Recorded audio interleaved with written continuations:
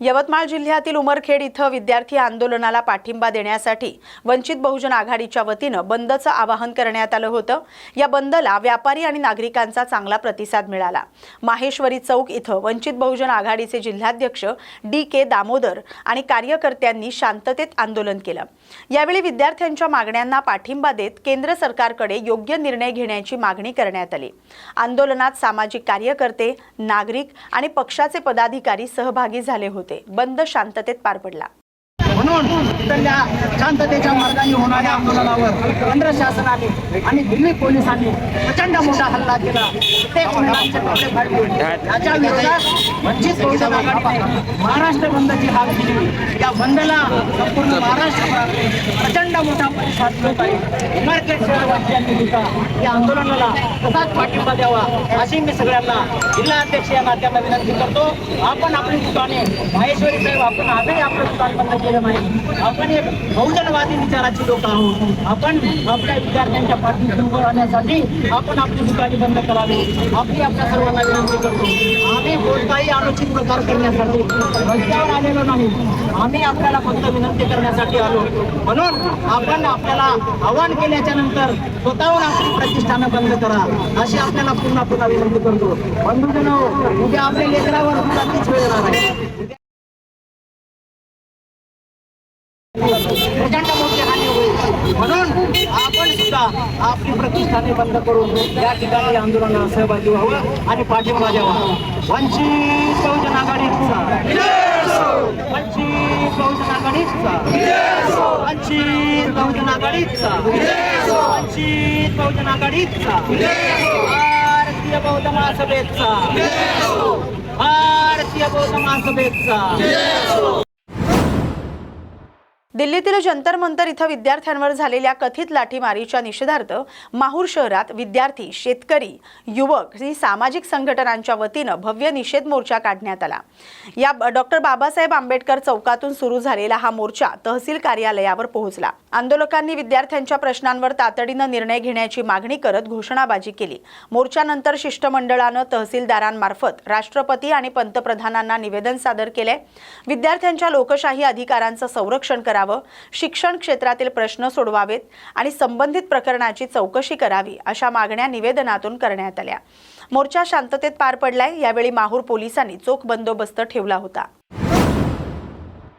बुलढाणा जिल्ह्यातील संग्रामपूर तालुक्यातील आलेवाडी येथील एका डॉक्टर विरोधात अंधश्रद्धेला खत पाणी घालून नागरिकांची दिशाभूल केल्याचा आरोप करत जिल्हा पोलीस अधीक्षकांकडे तक्रार दाखल करण्यात आली। आलेवाडी येथील रहिवासी हमीद सलीम पाले यांनी दिलेल्या तक्रारीत संबंधित डॉक्टर रुग्णांना आजाराचं कारण करणी किंवा जादूटोणा असल्याचं सांगून भीती निर्माण करत असल्याचा आरोप केलाय। या प्रकरणामुळे नागरिकांमध्ये गैरसमज, वाद आणि सामाजिक तणाव वाढत असल्याचं तक्रारीत नमूद करण्यात आले। या प्रकरणाची निष्पक्ष चौकशी करून संबंधित व्यक्तीवर योग्य कायदेशीर कारवाई करावी, तसंच नागरिकांची अंधश्रद्धेच्या माध्यमातून होणारी फसवणूक थांबवावी अशी मागणी तक्रारदारानं केली आहे। हमारे यहाँ पर कलीम गिन्नौरी डॉक्टर है, बहुत सालों से रह रहा हो, लेकिन अभी क्या हो गया कि गांव में आपस में झगड़े लगा दे रहा हो। बोलते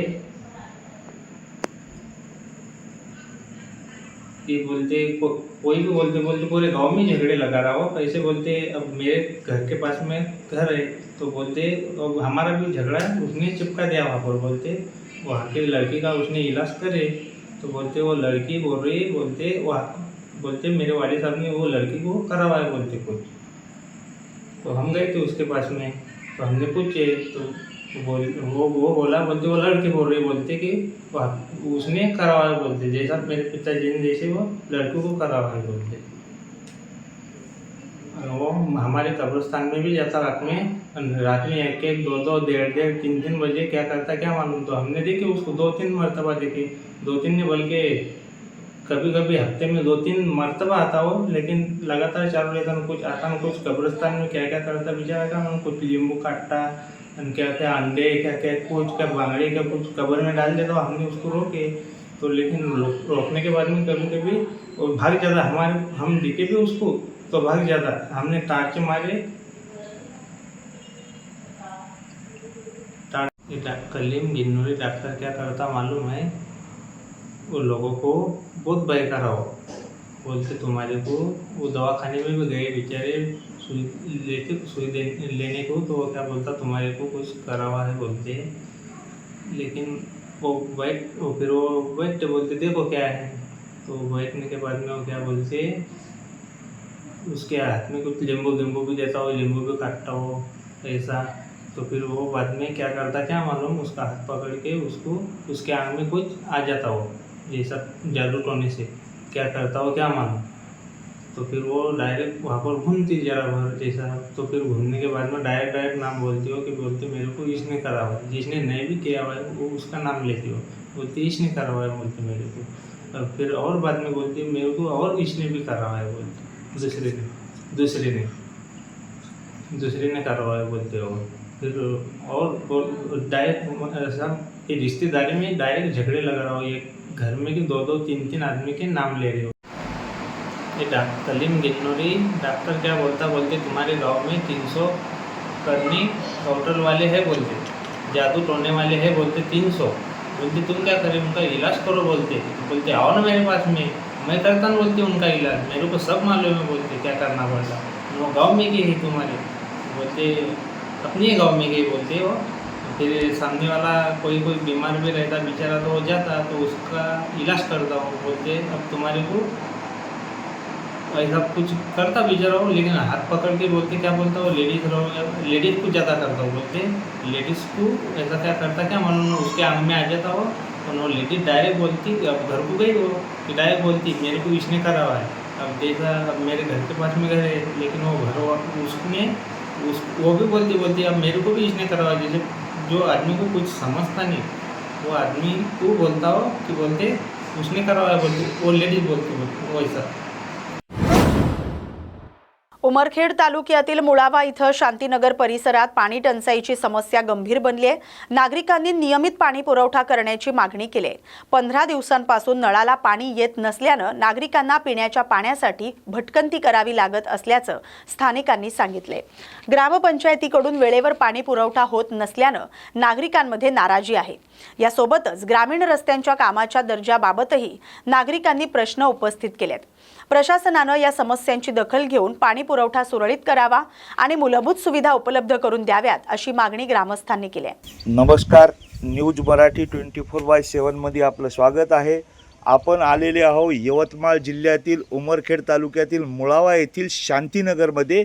तेथील नागरिकाच्या महिलाच्या समस्या आहेत की पावसाळा चालू आहे आणि यांना 15 दिवस झाले अजून नळ आलेले नाहीत। काय म्हणता मावशी, नळ आले नाही? नळ आले नाही, 15 दिवस झाले नळ आले नाही।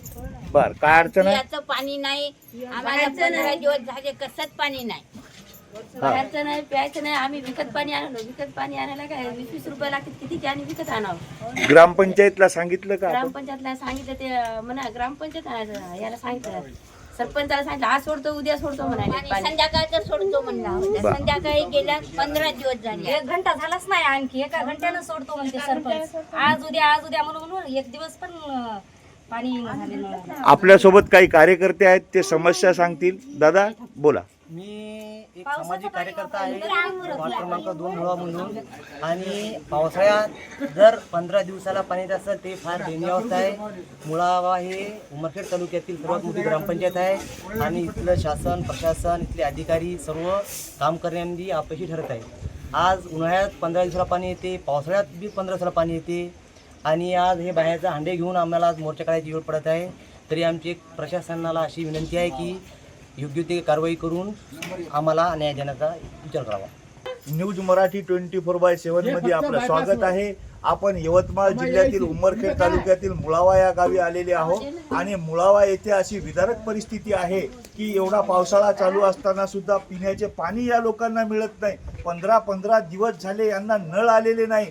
या लोकांनी काय करायचं? या लोकांनी रोजमजुरी करायची की पाणी आणायला इथून त्या विहिरीवर जायचं की कुठं जायचं, असा प्रश्न यांच्या पुढे पडलेला आहे। आणि या प्रशासक राजमध्ये जे की जिल्हा परिषद, पंचायत समिती आणि ग्रामपंचायतच्या निवडणुका रखडलेल्या आहेत आणि प्रशासक हे गाव खेड्यातले मालक झालेले आहेत। प्रशासक राहील का आणि या लोकांना मिळेल का? पाणी आलं पाहिजे, पाणी आलं पाहिजे. 8 दिवसाला पाणी येते पाण्यासाठी तुमच्या मुळात. लोकं हे रस्त्यावर उतरण्याच्या तयारीत आहेत. न्यूज मराठी 24/7 प्रतिनिधी संतोष आडे. काही उतरत नाही रस्त्यावर.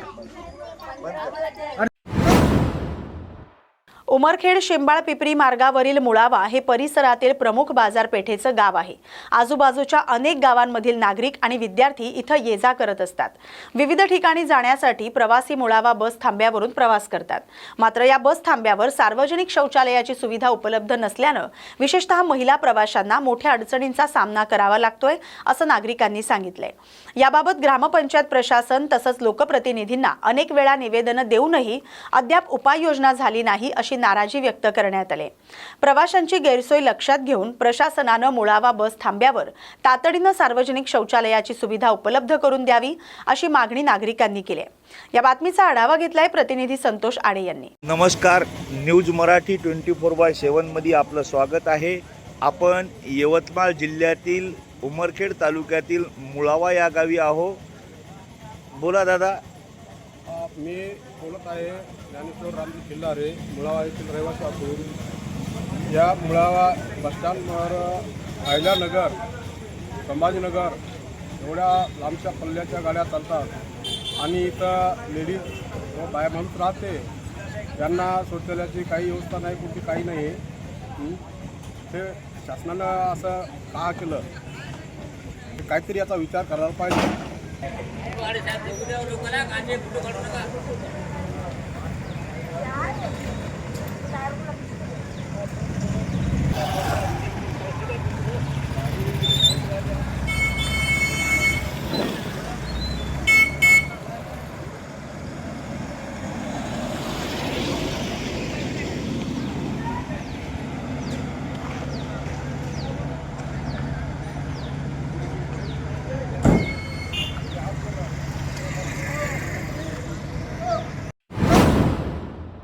नाशिक जिल्ह्यातील चांदवड तालुक्यात गेल्या 3 दिवसांपासून सुरू असलेल्या रिमझिम पावसामुळे शेतकऱ्यांना काहीसा दिलासा मिळालाय. तब्बल 20 ते 22 दिवस पावसानं दडी मारल्यानं मका, सोयाबीन, बाजरी, भुईमूग, उडीद, मूग आणि भाजीपाला पिकं करपू लागलेत. मात्र गेल्या 3 दिवसांपासून सुरू असलेल्या मुसळधार पावसामुळे पिकांना नवसंजीवनी मिळाले. तरीही हा पाऊस नदी नाल्यांना पूर येईल इतका झालेला नसल्यानं विहिरी आणि बोरवेलमधील पाण्याची पातळी अद्याप वाढलेली नाही. त्यामुळे नगदी पिकांसाठी सिंचनाचा प्रश्न कायम आहे. समाधानकारक पावसाची प्रतीक्षा शेतकरी वर्गाला अजूनही आहे. या बातमीसोबतच न्यूज मराठी विशेष बातमीपत्रात आता इथेच थांबतोय. अशाच महत्त्वाच्या बातम्यांसाठी पाहत राहा न्यूज मराठी 24/7.